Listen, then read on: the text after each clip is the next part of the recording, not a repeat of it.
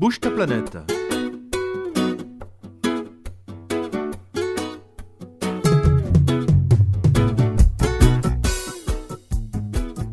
Bonjour, aujourd'hui nous sommes allés au marché des Arceaux rencontrer les militants de Greenpeace, en l'occurrence Gilles Allégier qui est référent de campagne agriculture durable. Gilles, bonjour.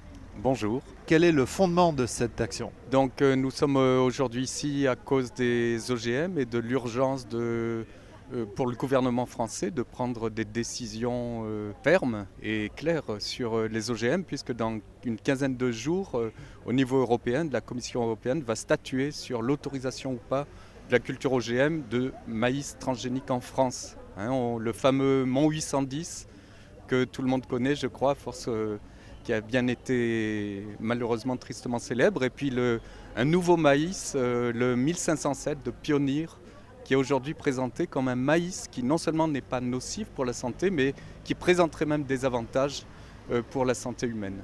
Aujourd'hui, si on devait faire un petit éclairage par rapport à l'alimentation, comment les OGM, est-ce qu'il y en a toujours beaucoup qui arrivent sur le continent, sur l'Europe, la France, etc. Et oui, on pourrait penser qu'en France, nous sommes assez tranquilles, puisqu'il n'y a pas d'OGM qui sont cultivés en France. Mais on s'aperçoit que les OGM pénètrent par d'autres voies, c'est-à-dire en particulier par l'alimentation du bétail. Sachez qu'en Europe, on importe par an 30 millions de tonnes de soja qui vont nourrir donc le bétail et que nous, bien sûr, on consomme après. On va diversifier d'une part les OGM qu'on pourrait trouver sur les légumes classiques et d'autre part l'alimentation, l'élevage intensif. Comment ça se passe ? Est-ce qu'on en trouve beaucoup ? Comment ça a évolué tout ça ?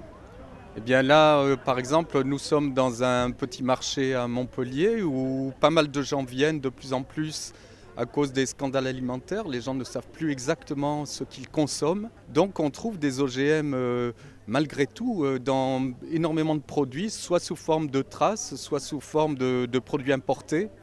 Et donc les gens aujourd'hui ne savent plus vraiment vers quoi se tourner pour avoir une alimentation saine. Par ailleurs, les OGM sont nocifs aussi indirectement. On parle des abeilles en ce moment, les abeilles qui disparaissent de l'environnement, alors qu'elles assurent jusqu'à 75% des légumes et des fruits qu'on mange. Et donc si les abeilles disparaissent, et encore, on ne parle même pas des pollinisateurs sauvages qui nous intéressent malheureusement moins directement puisqu'ils ne nous rapportent rien.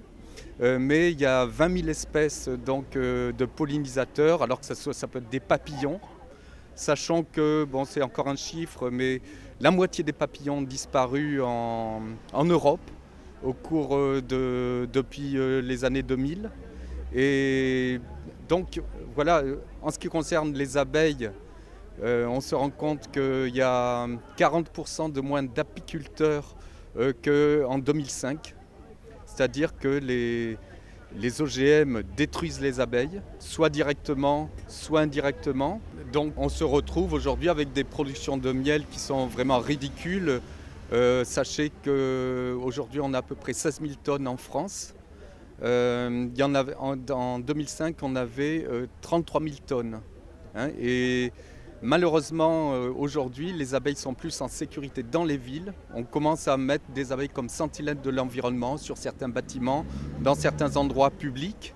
Et les abeilles meurent moins dans les villes que dans les campagnes. Et tout ça à cause soit des pesticides, soit des OGM, bien sûr, qui sont prévus pour tuer les insectes. Au niveau des filières animales, les OGM arrivent à passer au niveau de l'Europe et donc ça représente vraiment des quantités importantes aujourd'hui.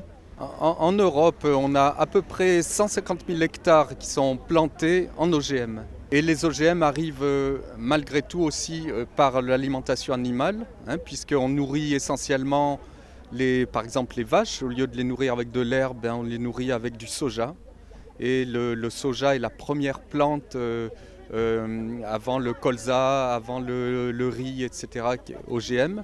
Et donc le bétail est nourri des sojas qui arrivent soit du Brésil, soit de Chine, soit de l'Inde, et qui se retrouvent dans nos assiettes indirectement quand on mange la viande. Est-ce qu'il y a un projet d'étiquetage? Parce que là, c'est un petit peu tromper les gens qui, dans leur alimentation animale, se retrouvent à leur insu, on va dire, peut-être pas contaminés, mais disons plus ou moins intoxiqués par ces OGM. Donc il n'y a pas aujourd'hui de possibilité de s'y reconnaître au niveau du consommateur? Il y aurait des possibilités relativement claires si on spécifiait la présence d'OGM et le pourcentage, on pourrait dire, d'OGM qui sont dans le produit. Malheureusement, on essaye depuis des années maintenant d'obtenir un étiquetage clair et c'est toujours pas le cas, bien sûr, parce que toutes les grandes firmes de l'agro-industrie, bien sûr, s'y opposent et puis ça n'arrangerait personne qu'on voit que l'OGM, finalement, sous les formes insidieuses, est à peu près dans tous les produits que nous pouvons consommer. Et donc, c'est pour ça aujourd'hui que les gens, certaines personnes font leur jardin ou autre, parce qu'on se rend compte que d'une façon ou d'une autre, eh bien, on est condamné jusqu'à présent à manger des OGM, y compris pour les personnes qui font... Il y a des personnes qui s'en fichent, qui ne se rendent pas compte des incidences que ça peut avoir sur la santé. Et ceux qui ne s'en fichent pas, malheureusement, ils ont du mal aussi à être informés parce que jusqu'à présent, il n'y a pas de véritable réglementation sur les OGM dans les produits. Oui, quand on dit OGM, il est bon de savoir que ça implique herbicides, pesticides, semences hybrides, etc. Donc un vrai problème pour la sécurité alimentaire.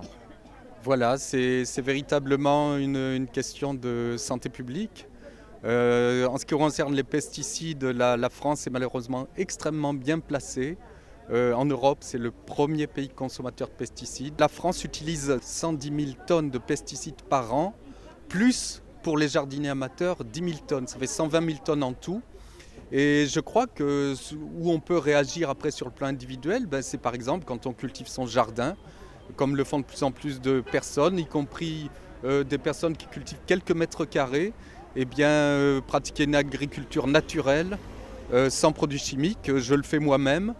Mais ce manque, ces problèmes dans l'agriculture, je me rappelle l'an dernier, nous avions planté des courgettes avec ma femme et puis on n'avait absolument aucun fruit. Et je ne comprenais pas ce qui se passait. Et puis en observant mieux, j'ai vu qu'il n'y avait quasiment pas d'abeilles et de bourdons. Eh bien, j'en suis arrivé à faire comme les Chinois. J'ai compris tout d'un coup qu'il n'y avait pas de pollinisateurs. J'ai pris mon petit pinceau, j'ai pollinisé mes courgettes et je me suis aperçu que là, le rendement était... Les courgettes sont apparues aussitôt, on a mangé de très bonnes courgettes, mais je faisais comme font les Chinois à certains endroits aujourd'hui, où ils viennent polliniser avec des cotons-tiges des millions et des millions et des millions d'arbres pour simplement avoir quelques fruits, c'est-à-dire faire tout le travail que faisaient naturellement les abeilles autrefois. On a voulu totalement s'affranchir de la nature, on a voulu mettre la nature dans des cages avec des codes-barres, mais malheureusement ça ne marche pas comme ça. Face à tous ces constats, Greenpeace se mobilise sur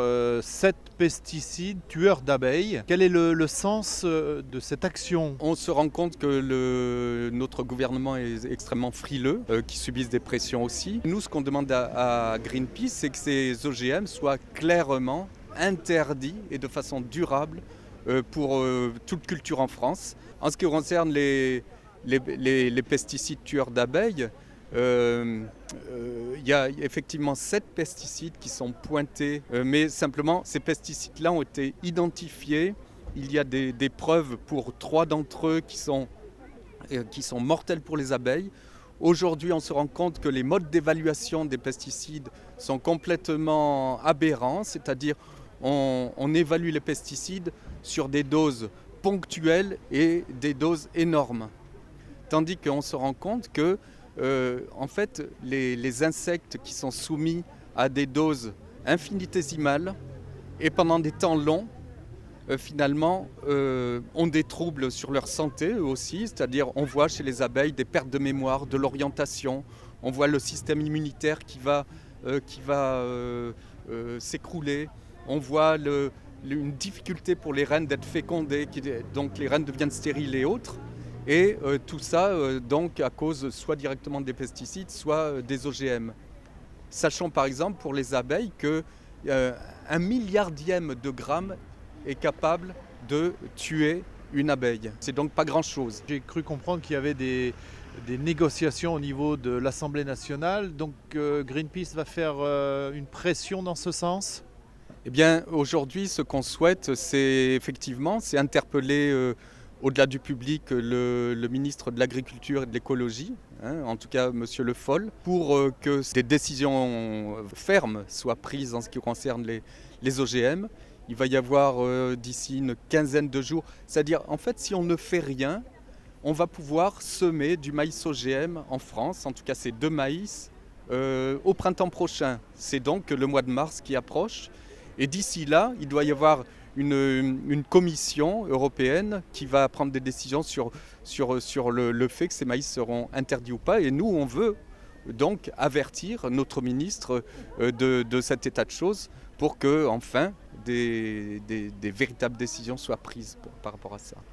Gilles Allégier, merci. Je pense qu'on peut retrouver des infos sur le site de Greenpeace. Oui, tout à fait. Vous tapez Greenpeace et vous verrez qu'il y a toute une campagne agriculture durable et qui vous renseigne mieux sur les OGM, les pesticides et leurs dangers. Gilles Allégier, merci. À très bientôt. Merci à vous. Je vous remercie. Au revoir.